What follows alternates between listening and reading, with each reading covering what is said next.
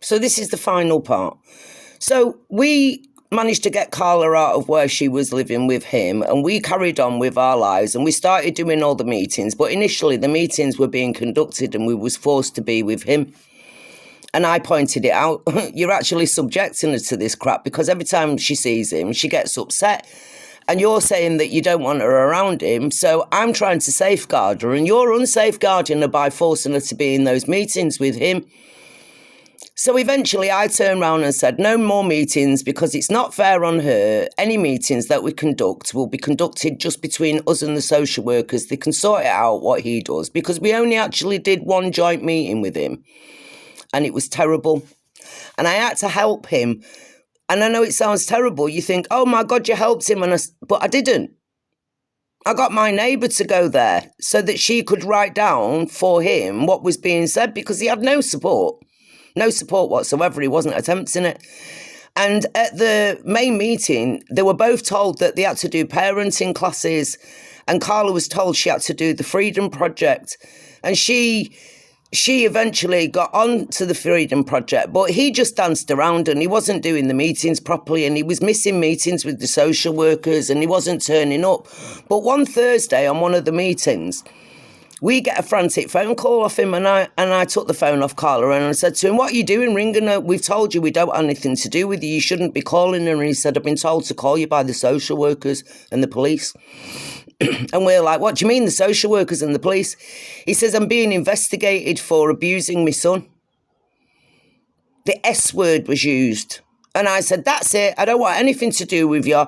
And from then, we proceeded to write a letter to him saying, you will get neither supervised nor unsupervised contact with this child when it was born. And we don't want anything to do with you from this day forward. And we started to continue the meetings, without them. I mean, there was an incident. They were that het up on getting the baby. There was an incident where I called her up. Now, I had to organise the Freedom Project for my daughter, and I had to organise parenting classes for my daughter. And so I contacted the social worker and I said,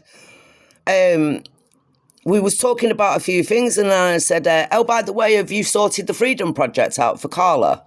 Now, what she didn't realise was I knew what they were doing. They were trying to set my daughter up to fail. And 6 weeks into the process, I said to this woman, so is this a request or a requirement? And she said, what do you mean? And I says, at the meetings, you said that you wanted her to do parent classes and you wanted to do the Freedom Project. I said, there's two words in law. I said, there's a request and a requirement. You can request her to do something or you require her to do something. And I said, but up to now, you've done nothing about it, right? And referrals to Freedom Project should be done by you. I said, and you ain't done it. And I says, and what about these parenting classes? And she was really stuttery, and she said, oh, I'll get it sorted out today. And I said, what do you mean get it sorted out today? I said, you've had 6 weeks to sort it out. I says, is it a request or a requirement? Let me have the words, please. And she says, well, we want you to do it. I said, want and request. Again, is it a request or a requirement? And she says, we require you to do it. I said, there you go. I said, you've had 6 weeks to sort this out. I said, you're trying to set Carla up. You're trying to get her to make mistakes. You're trying to make her fail. I said, well, guess what? I says, little do you know, right, I have the ability to refer people to things like Women's Aid and the Freedom Project. And she said, what do you mean? And I said, you've had 6 weeks to do it. You were supposed to refer her. I said, it's all right. It's already done. So we had about 6 weeks of the process left. And I said, she starts next week. And she went, what do you mean? I said, she starts next week. Carla's baby wasn't due until October, and we'd gone halfway through the process and they'd done nothing about it. I said, well, she starts next week. It's as simple as that. And then we carried on with the meetings and all the things were coming out. And obviously I can't go too deep into what happened to the children, but believe you me, right, you don't have children for 5 years with social workers in your life and them sweep in and just take them out. It's as simple as that. He admitted everything. I mean, there was a point, right, where he thought being beat up by his stepdad was normal. He blamed his dad's behaviour when he was growing up on being diabetic, and we thought it was hysterical and funny, but it weren't, you know what I mean? We thought what he was saying was hysterical and funny because he actually believed it himself. But you could see by his behaviour, and you could see by what the social workers were saying to her, that they had no intentions of letting him raise a baby with my daughter. And I understand that they didn't want to do that. They didn't want him to raise any child with my daughter. They wanted my daughter to stay away from him, and that's what I did. The day after the first case conference, right, I said, you got to leave him. You're not going back, and that's the end of it. And if you don't leave him, then you're going to have me fighting you for the baby, and it'll be to keep it with the family, not to take it away from you. But if you maintain a relationship with him, you're going to have to leave, or you're going to end up losing your child. I mean, they put national alerts on the baby, you know, like in case we disappeared and went anywhere. They were threatening Carla. Let me tell you something, ladies and gentlemen. Social services cannot get a court order on an unborn child. They tried that one with my Carla, and I said, are you cracked? I said, listen, if I shove my daughter on a plane to Barbados, there's nothing you can do about it. I said, I've got family all over the world. So they were attempting to take Carla's baby. And over the next few weeks, I argued, and every time they said to us, A, B, C, D, E, F, G, I did J, K, L, M, I, O, P, Q, S, you know, and made it right. And so there was nothing that they could say to us. We was financially stable, you know, everything Carla needed was there.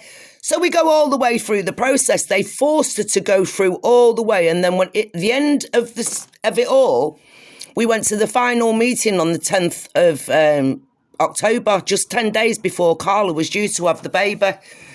And they were there and they were going round the table and they said, Mr. Timothy Goddard is not coming. He's decided not to come. He says he's decided not to face us because he knows, right, that he's been lying all along. He's still lying. He's still lying to this day. He's still lying to everybody around him to this day.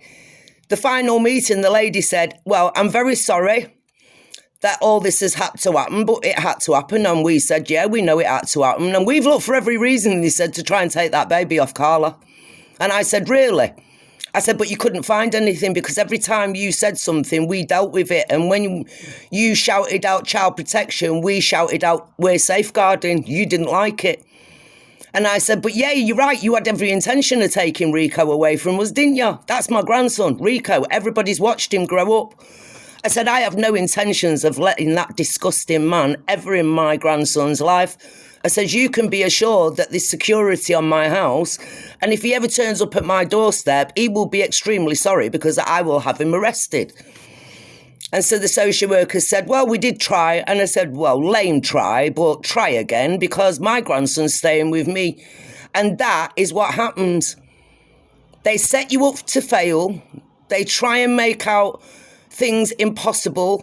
Nothing is impossible. Nothing is impossible. If the social workers come into your life and say, you've got to leave, ladies and gentlemen, believe you me, if anyone comes into your life and says to you, do Clare's law, you do Clare's law. Because the sad reality of it all is there's these guys out there like my Carla's ex that will gaslight, and we know he does it. Because he did it to a new girlfriend after him and Carla split up and reported her to the social services.